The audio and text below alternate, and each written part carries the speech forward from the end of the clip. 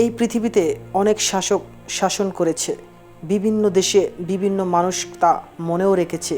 তেমনি আজকে আলোচনা করব পৃথিবীর সবচেয়ে কুখ্যাত 5 জন স্বৈরা শাসককে নিয়ে। ইতিহাসের ভয়ঙ্কর একটি শাসক অ্যাডলফ হিটলার। জার্মানিতে 1933 থেকে 1945 সালে নাৎসি দলের নেতার হিটলার দ্বিতীয় বিশ্বযুদ্ধের সময়ে ইউরোপে ব্যাপক ধ্বংসযজ্ঞ চালিয়েছিলেন। তার নেতৃত্বে প্রায় 60 লক্ষ ইহুদি এবং অন্যান্য সংখ্যালঘুদের গণহত্যা করা হয়, যা হলকাস্ট নামেই পরিচিত ছিলেন। Joseph Stalin. সোভিয়েত ইউনিয়নের 1924 থেকে 1953 সালের স্তালিনের শাসনামলে সোভিয়েত ইউনিয়নে লাখ লাখ মানুষ তার নির্মম শাসনের শিকার হন। তার গ্রেট পুচ নামে পরিচিত শুদ্ধি অভিযানে বহু রাজনৈতিক প্রতিপক্ষ, সামরিক কর্মকর্তা এবং সাধারণ মানুষকে হত্যা করা হয়। মাও সেতুং।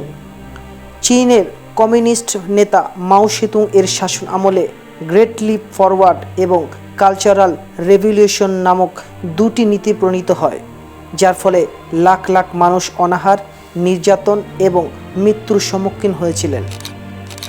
পল পট।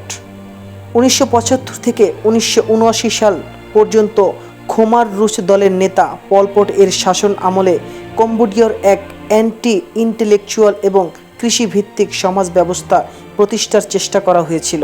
এর ফলে প্রায় 20 থেকে 25 লক্ষ মানুষ হত্যা, অনাহার এবং নির্যাতনের শিকার হন। সাদ্দাম হোসেন। 1979 সাল থেকে 2003 সাল পর্যন্ত সাদ্দাম হোসেন ইরাকের প্রেসিডেন্ট থাকাকালীন তার নির্মম শাসনের জন্য পরিচিত ছিলেন। তার নেতৃত্বে কুর্দি জনগোষ্ঠী বিরুদ্ধে রাসায়নিক অস্ত্র ব্যবহৃত হয়েছিল, যার ফলে বহু মানুষ মারা যান। এছাড়াও ইরান, ইরাক যুদ্ধ এবং কুয়েত আক্রমণের জন্য তিনি কুখ্যাত ছিলেন। এদের শাসনকাল ছিল জনগণের উপর কঠোর দমন এবং অমানবিক নীতির উদাহরণ। তো বন্ধুরা, আজকে অবশ্যই এই 5 জন শাসক থেকে কোন শাসকটি আপনার সবচেয়ে বেশি স্বৈরাচারী মনে হয়েছে তা কমেন্ট বক্সে অবশ্যই জানাবেন। আর ভিডিওটি লাইক করতে ভুলবেন না।